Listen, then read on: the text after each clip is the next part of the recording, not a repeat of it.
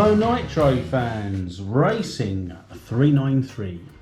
This is the official part 4 video of my Kyosho Burns 4x4. In the previous video I just showed you what I'd got up to, a bit of a amalgamation with my Traxxas and a new Nitro that I had purchased, which is another Kyosho. But for today's video, what I thought I might do is show you what I've done a little bit more in more detail, close up. And today we're going to be dismantling this engine. I haven't really found much about this engine, apart from that they are discontinued.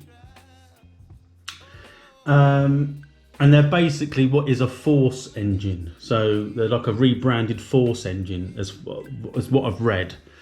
But we've got everything on this car now that I'd purchased, refurbished and put back on.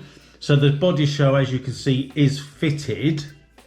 I've done away with a lot of the front on here because it would normally overhang and come round a bit further. I just felt it was better for me to do to cut that bit off. It does add for some airflow anyway. I will be putting a hole here in the front anyway for airflow. I'm not sure about the side yet. I'm not sure it actually needs it. We'll see, because it does stick out fairly, it protrudes even quite a lot. So as far as I'm aware, I've not even looked at the engine. I've got one of these engines on my other, my MP5. But the reason I put that on there is because, well, it came with that, to be honest. That's what was in it. And the original 1/8 Nitro came with it as a package. I was tempted to put that one on this, but at the time I couldn't get it to fit. I probably could now, but I'll show you in a second. So this is all together. So what I'm going to do now is just remove the body shell. Body shell fits really well, actually. I have put a hole in there for the exhaust. Of course, it's just for this exhaust and where it sits. That it has to sit there. If I want to try another exhaust, I might have to put some more holes in the side. It won't matter too much. I've also ordered, which I haven't got yet, some tyres for this. They're not the same Burns tyres, but they are Kyosho remakes. They're not made by Kyosho, but they do fit in the same manner as what these wheels do. These are quite nice because these are, and like most of the Kyosho, they're Bridgestone. I just quite like that as a race tyre anyway. But yeah, so I'm gonna just remove the shell and I'm gonna hold the camera and just go over what I've done. So first and foremost, the most trickiest bit that I found was fitting the engine mounts. I got some sliding engine mounts at the end of the day, and I had an engine plate which was for this engine. I've got that on the other side, down there. And the one that I've got down here, which you can probably make out at the bottom of that engine block mount, I think that came off my MP5. It's been hacked around a little bit, but it has gone on. I re-drilled it and it fits. Got some new screws. Got the exhaust manifold. In fact, that exhaust, we call it manifolds, but you might know it as a header. That bit there was actually on the original Nitro that came off of the MP5. I just got it to fit that. It's a much shallower, it doesn't come away from the exhaust port or outlet, exhaust port I guess it's called, as much. It doesn't hit this shock absorber there, and it curves round. That is a bit short, like the mounting. However, I think it'll be okay with some tie wraps on each end. I think that'd be okay. I have taken this apart, so this is in good condition, and it is mounted nice and sturdy, and I trimmed the overhang of the wire there, that's sort of the end, the exhaust mount at the end there. So that is on, it is on there very well indeed. It is meshed very nicely. I've got to pick up, it is warm here in the UK. You have to excuse the light and the shadow, but that works really well. I've got a rubber grommet in there, and then that is a bit loose, but if I get the right size, because this runs slightly different fuel system pickup than most modern nitros, I probably could convert it, but I'm going to try it as it was meant to be. Once you put some aluminium tube in there that goes down to the bottom of the tank, it will hopefully, if I get the right size, that grommet will expand and hopefully grip the side of the tank to make it airtight, because that's the important thing. It needs to create a vacuum to work. So without that done properly, I think I'm going to have a bit of a problem there, but that's the next sort of challenge. So in this video, we're going to take this engine off. I'm probably just going to remove it from the blocks. I don't know, maybe that's not a good thing. Maybe I should remove it from the bottom, because where it's fitted at the moment, it's only got side to side movement. Having said that,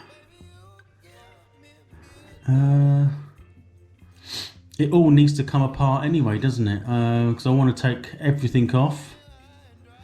I can leave the mounts on if I just undo it from the chassis.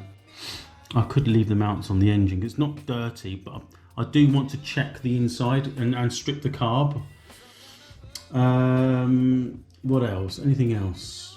I'm trying to think. Yeah, I've got somewhere, I've got some longer screws for these, because they're only just literally, if you look closely, I don't know if you can see that, but the thread lock isn't actually touching that, I don't think.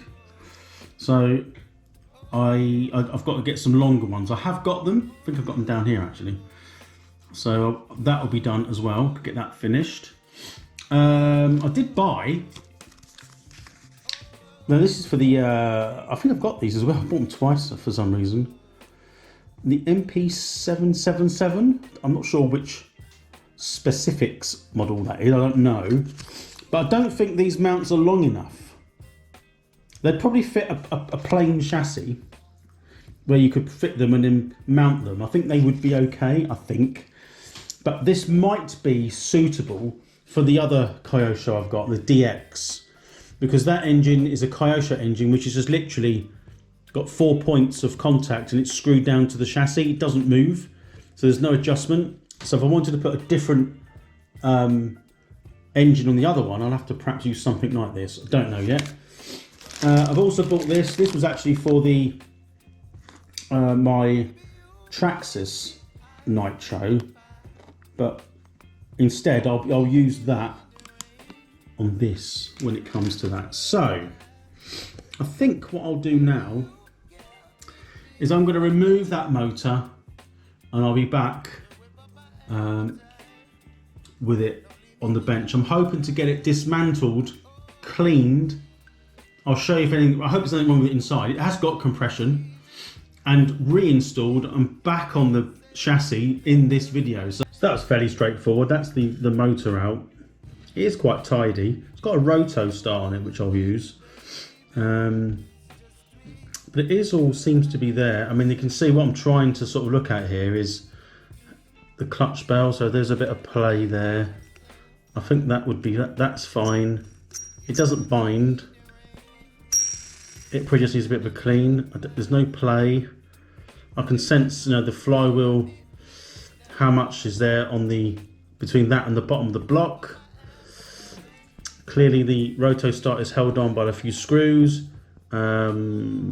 It's clearly got some form of, like the gear mesh inside, which I'm gonna have to take that off anyway. And I'm gonna take the carburetor off as well, because I want to get that stripped and cleaned. I've got a couple of these carburetors actually, so hopefully everything looks good in there. It does look like it's all in place.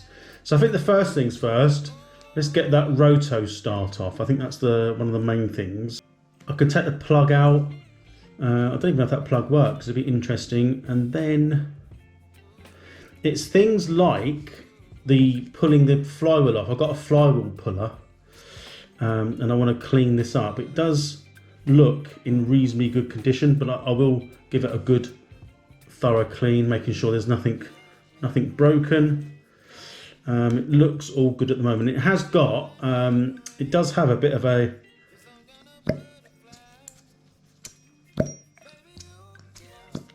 it's not super compression, but it seems all right. It just needs a bit of checking and TLC. It should be okay, but I want to make sure inside. When you look inside the exhaust port, it doesn't look, you're not supposed, I don't suppose you can see there, but I can see with the light in there, it doesn't look too bad.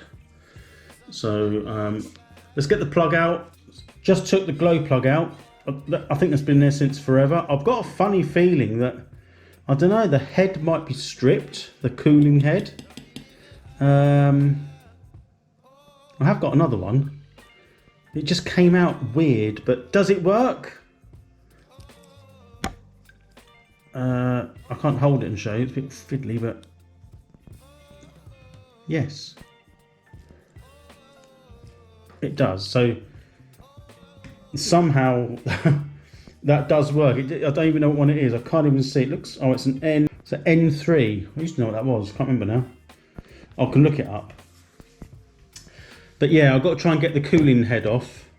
That might be a bit tricky looking at how it is. It just looks like the thread in there, like it's stripped alley. If I get it out and then clean it up and see how tight I can do that plug, because it wasn't in very tight, which worries me a little bit. I'm across a little bit of an issue. The button head here, as I suspected, has got the threads are stripped. So that button head for this motor's knackered. I was looking through my bits and pieces. Now this is a 0.28 motor. I can't find any other button heads. I did have some, but I'm not sure where they are, and I ain't too sure about how to go about getting another one of these. Now, in the meantime, what I have done, I've looked online and I've just purchased a 0.21 Ansmann motor. It looks exactly the same, so it should fit. That will need stripping down, nevertheless. So I think what I'll do, because I'm now left with an engine all over the place and a car without an engine in, a 0.21 and a 0.28. The main difference is it's going to be the bore size, is it not, or the stroke? I'm not too sure what the difference is, but I think in the meantime I may as well clean this one up. This is the one that came out of mine. We'll strip it down still in this video and we'll rebuild it. The problem is I can put this on, but the problem is it doesn't fit. Well, no, let me start again. It does fit, but that's stripped. So when you put the glow plug in there, you can just push it in. So that's in. So that's been stripped by somebody, and it just comes out again. So that's no good at all. If anyone's watching this video, what do I need a specific? I understand kind of this bit here, which is sort of denotes the compression or the the squish, whatever it's called on here. If that's deeper, it's a much higher compression because that does go into the motor, but it is stepped. It only goes down to that first step here, so that bit protrudes inside the cylinder, doesn't it? So if you skim that down effectively, you can make it higher compression. And there's no way of repairing that. You can't even tap it back out. You could sleeve it and tap it out. I'm not sure that's going to work. I could get someone to do it. Is it worth it? Probably not.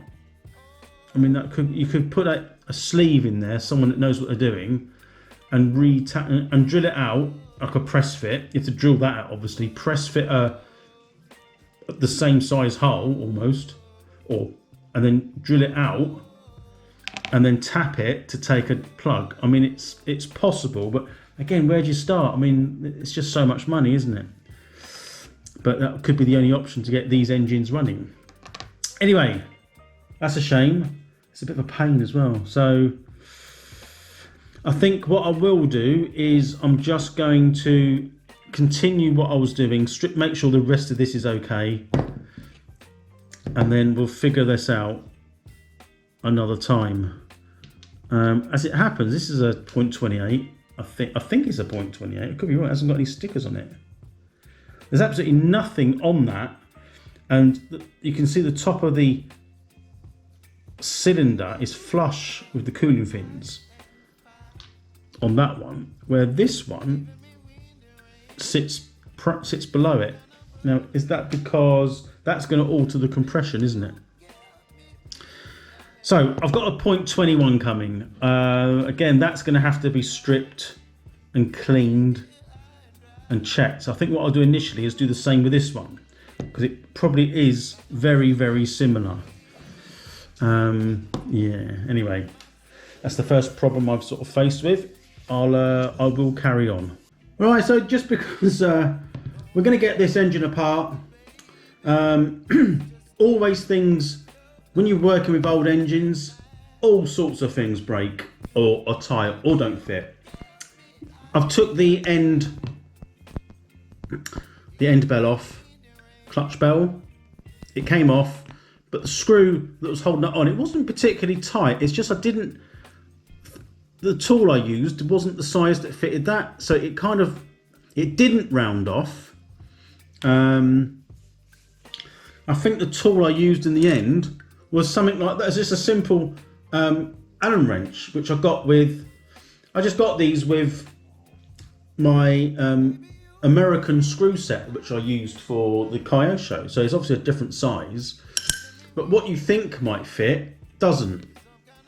So I'm going to see if I got another screw to fit that. But anyway, we got that off. We've got the clutch bell there. So fuck off, is it clutch bell, you cock? Got the clutch shoes. I must admit, I'm not familiar with how they go on or off.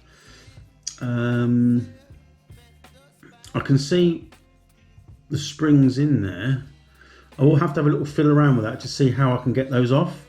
And then we can take the back plate off. We can see how sort of inside the engine is. I would like to get it at least apart.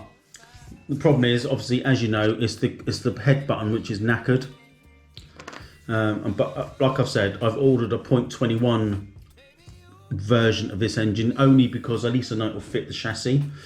Anyway, I'm gonna attempt to take those off and we'll go from there. Right, bad news. This video has now come to an end.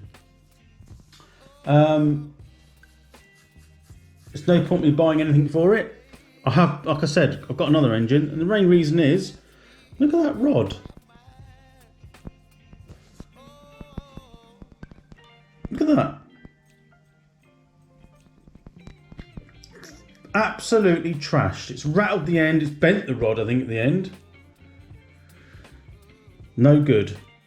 So I'll have to be on the lookout for another, if I want to use some of the bits of this anyway, another, what's they called? Ansmann's 0.28. That's a shame, but I can take the stuff off it that's useful. In the meantime, yeah, I mean, I have got, actually it's the rod I need, isn't it? So there's obviously another one here with the crank in. The crank doesn't move. I'm pretty sure you could free that up with a little bit of heat.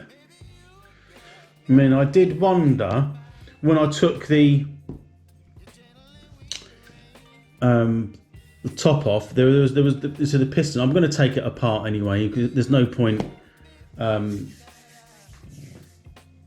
dwelling on it. The annoying thing is I've cut the shell to this engine, it's not the end of the world, is it? I mean, it's just frustrating. Can't remember when I bought this, was it meant to be bought as a going concern? I think it was. It didn't say that it was knackered, but looking at that, I've not run it, and that's how I've got it. So yeah, absolutely buggered. Right, so video's a lot shorter than I anticipated. I will be back. I'll do this one for now.